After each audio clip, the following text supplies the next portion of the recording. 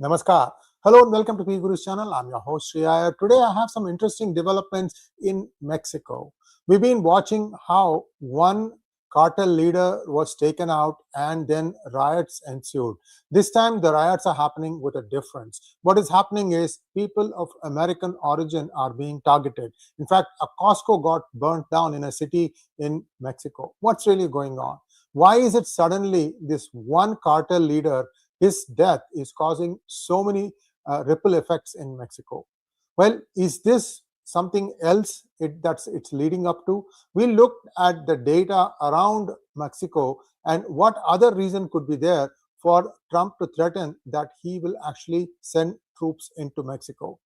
The fact that China has expressed concerns about this tells you how serious United States is. It's possible that the satellite pictures of the border of United States with Mexico are showing that there is some movements of troops, of US troops. Why do we have to do that? Well, the important takeaway here is much of the drug activity is along the border of United States and Mexico, especially in cities like Juarez, Guadalajara. I might be missing a few more, but you get the idea. So there appears to be something beyond just drug running, and that's what we're going to discuss today. I have a small slide deck to share with you, and a request to all of you to please like this video, and if you have not subscribed to our channel, to subscribe to our channel. Here we go.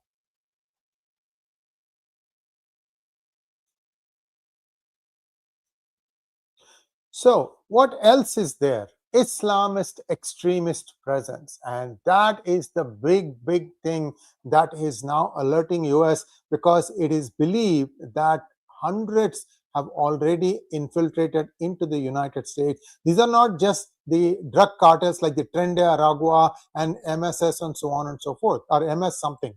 Those are the South American and Central American drug peddling cartels and criminal gangs. But some Islamist extremist presence, ISIS, Al-Qaeda, remnants of all these people have been infiltrating into the United States, and there may be something that is being planned, and Mexico appears to be helpless to stop all these things. So here is where things are getting a little tricky, viewers. As United States starts saber rattling in Iran, you are going to start seeing members of perhaps Hezbollah, ISIS, and others trying to do something similar in the United States. In fact, I would be so bold to say that they are planning an October 7-like incident in the United States. Is this what the intelligence is telling Trump?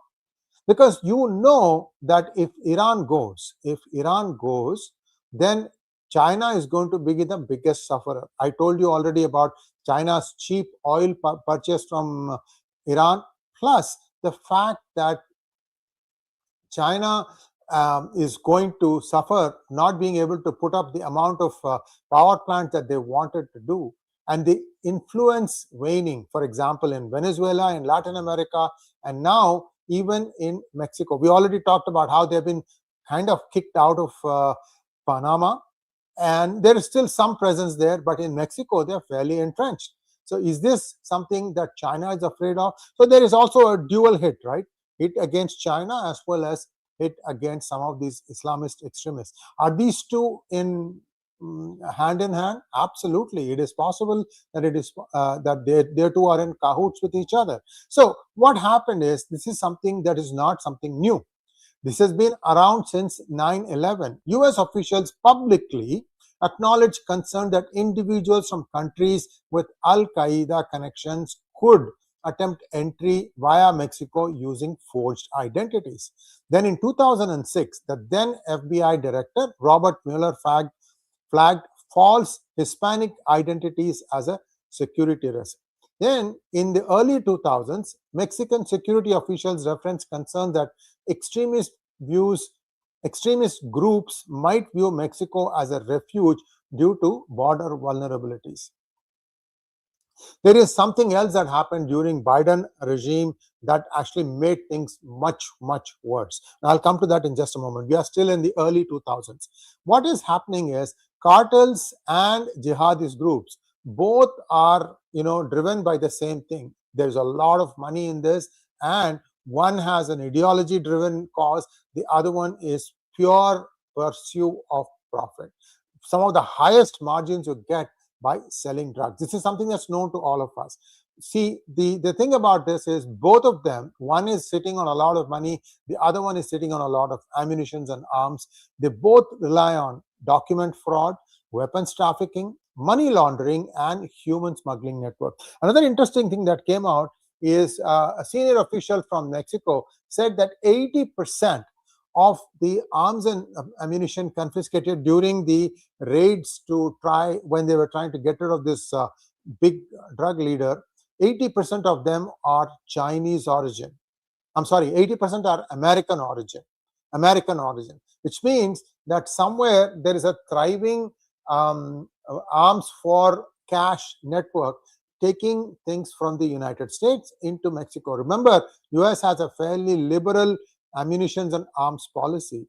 They have things like on Saturdays, on weekends, you can go and buy it in many arms bazaars that are available in the southern part of United States, especially in states like Texas. All the talk about wanting to curb arms, it all stopped because the American there's one group that speaks for all the people who are gun owners of America, and they're very strong politically, and no politician is willing to take them on head on. Take them head on. So then what happened? In 2015, ISIS Juarez, that is a Judicial Watch report, said that there was an ISIS presence near Anapra, Mexico, 8 miles south of El Paso. Remember, I told you along the border is where you will get a lot of activity. In fact, there is a series in, I think, Amazon called The Bridge. It's a very interesting, compelling series. And El Paso is right on the border with Mexico. And 8 kilometers south of that is a place called Anapra. That's what he's talking about, where documents in Arabic and surveillance of Fort Bliss, this is a fort inside United States, were recovered. The Juarez cartel, see, El Paso city is on the American side. On the other side, that is on the Mexican side, the city's name is Juarez. Juarez cartel and affiliated gangs like Barrio Azteca have historically controlled the Anapra region. The report claimed that coyotes are the people who smuggle illegals into United States from the Juarez cartel, were helping extremists cross into New Mexico. There are 4 border states here: California, New Mexico, Arizona, and Texas. I mean, there are others, but those are all not straight land. These are the 4 straight lands that I know of. So we talked about ISIS. Now let's take a look at Hezbollah. Hezbollah also has a Western Hemisphere footprint. US authorities have seen that Hezbollah-linked networks tied to narcotics trafficking, because by trafficking narcotics, they get money with which they go and buy arms and ammunition. And the interesting thing was the DEA, the Drugs Enforcement Administration, or some agency, I think, DEA in the United States, had exposed Hezbollah's business affairs component links to South American cocaine cartels. So you see how this used to be the thing that even with even LTTE, they were alleged to have been gun running, and also they were using drug money. This is allegations, nothing has been proved. But the point is, at some point of time, all these people, whether they are freedom fighters for a cause or terrorists, borderline criminals, everybody seems to mix ammunition, human trafficking, and drugs. Everything gets into a potent cocktail. Also, there has been a long-running concern about Hezbollah support networks in Latin America. It was fundraising, documentation, and logistics more than just Mexico border camps. Now, what happened during the 4 years of Biden administration is, and 𝗣𝗼𝗄 was right in front of reporting this, and many of our videos have been taken down because of complaints and so on and so forth. But the truth remains.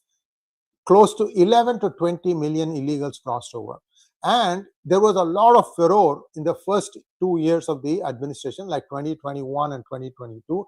Then Biden kind of stopped it by using Title 42 as a means, saying that COVID is not completely gone yet and we need to limit people coming in because we don't have the means to test everybody for COVID before letting them into the country. Illegals were still okay. It's just that they couldn't test them and therefore they want to stop it. So it came down to a little bit less number, but then the administration removed or lifted Title 42 in May 2023, after which the surge began again.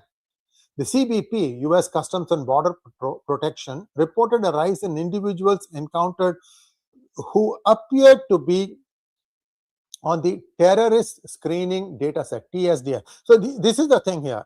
You have illegals coming in, and many of them are actually allowed in with the CBP, I think, CBP Home app. Now that is called CBP One. The name got changed and the function of that app also got changed during the Trump administration. But so there you could find out that the illegals were coming in, and when they ran them against a database that has the list of terrorists in the United States, they started getting a lot of matches. That TSDS dataset contains 2 million records, viewers, 2 million records. The more serious concern was raised by policymakers involving individuals who evade apprehension, gotaways, where tracking certainty decreases. What happens is, while there were people coming in through the normal gates of entry into United States, there were also coyotes active and letting people smuggle in. And it is believed that many a terrorist has actually snuck into the United States. Here are some examples. These are confirmed terror-linked arrests after 2023.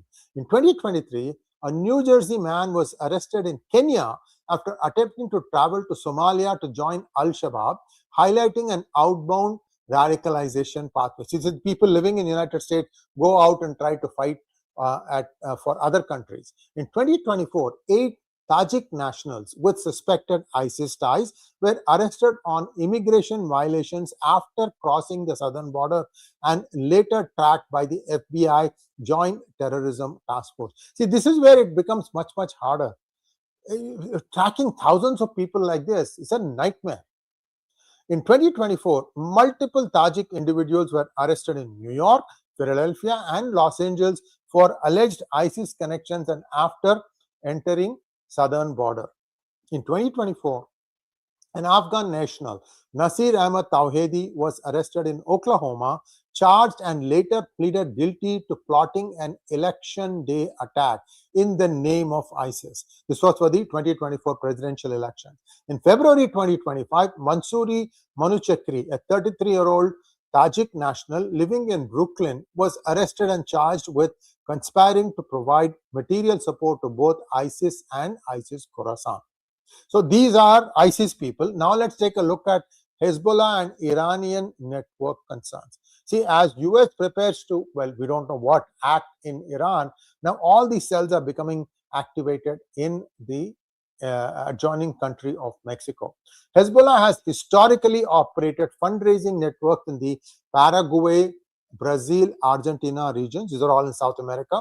While historically rooted in the 1980s, the network has evolved into a sophisticated money laundering and smuggling hub that generates billions annually. I don't know if you remember the one episode I did on Venezuela, where one official used to routinely fly from Venezuela to Dubai with bag loads of dollar bills. Do you think the others could not have done this? Everything is greased. So customs look the other way at the embarkation port. And in Dubai, anything goes. There's very, very, very light check of the origin of money.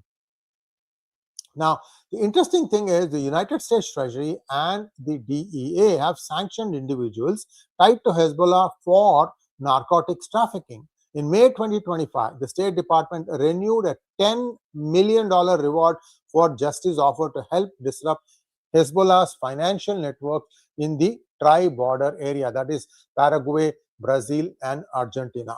That is Hezbollah. Now let's take a look at Al-Qaeda and ISIS Khorasan. They are also active. Intelligence officials repeatedly warn that ISIS Khorasan remains intent on attacking Western targets. From 2023 to 2025, FBI officials warned that the terrorism threat level remains elevated compared to previous years. Many post-2020, that is after COVID, arrests involve online recruitment rather than physical infiltration instances. 1,000 fighters. According to former CIA analyst and targeter Sarah Adams, at least 1,000 Al-Qaeda trained fighters have found their way onto United States, or they are already here in the United States.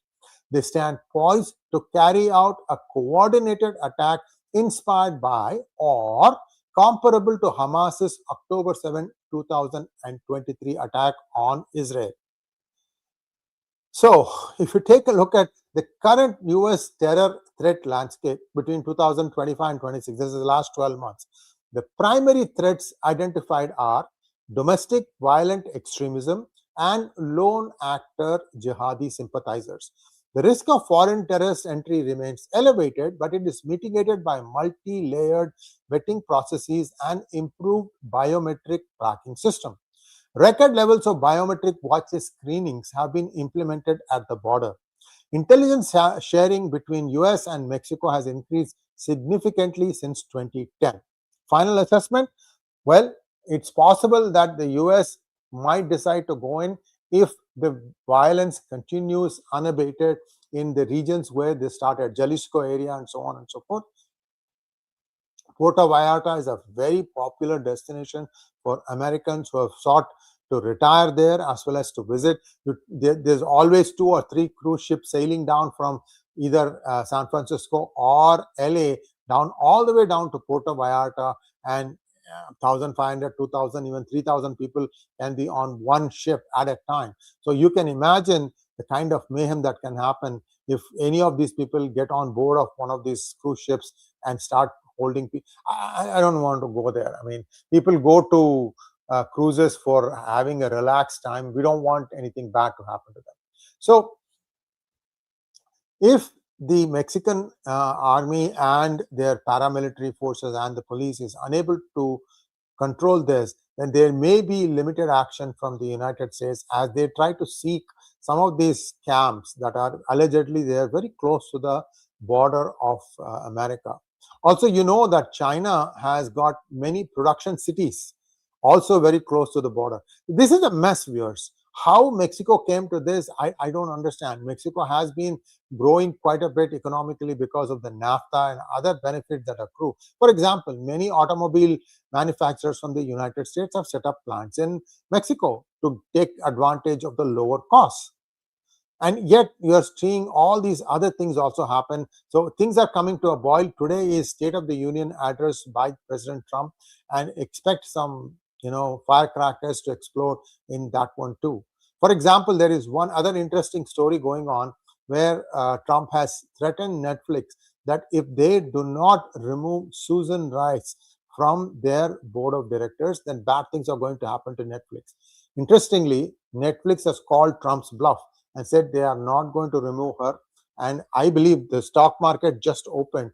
The Netflix stock is down. Why all this is happening is because 2 days ago, Susan Rice openly threatened that those people who are seen to be helping the Trump administration will be acted on. This is a direct threat to people who seem to be conservatives or MAGA sympathizers, or who knows who was the threat directed. Susan Rice only can explain. So this is one thing leading to the other. We'll have to wait and see what happens in this new showdown between Netflix and Trump. That's on the other side. The bigger problems now that America faces are there are increased terror watch list encounters, online radicalization is rampant, and there are many small cell threats. That means 3 or 4 people come together and try to do something. Historical concerns about the exploitation of smuggling routes, a formalized cartel ISIS Al-Qaeda alliance targeting the United States, and the threat environment is real, but the whole thing is a little bit complex. So it's not something where you can just, with a flick of a switch, try to get things under control. That's where we stand. And Trump, if you notice, he doesn't unnecessarily get into, ground invasion of anything or anything like that. So there would be good reason for Trump to go into Mexico, but that part is all intel and it's not being shared publicly, but we will wait and see. The action on the ground will tell us a lot of information on what to expect here. So I have some questions now. Pradeep wants to know, looks like the whole world is turning against Islamists. How long will it take for US to wholeheartedly turn against these Islamists rather than use them to weaken other countries? This is the same thing about, raising snakes in your backyard, right? America also is beginning to feel the same heat. Also, Texas, that's the first place where a lot of Islamic activity is being seen. Texas is interestingly a Republican-run state. You figure, guys, I mean, if you're thinking that Republicans are very gung-ho about national security and so on and so forth, how is it that Islamists are thriving in this big state of Texas? Maybe the governor of Texas can explain what's going on. Anyway, this is where things stand. I think that's the only question we have. Thanks for watching. Please like, share, and subscribe to our channel. Don't forget to click on the bell button for notifications. Namaskar. We'll be back.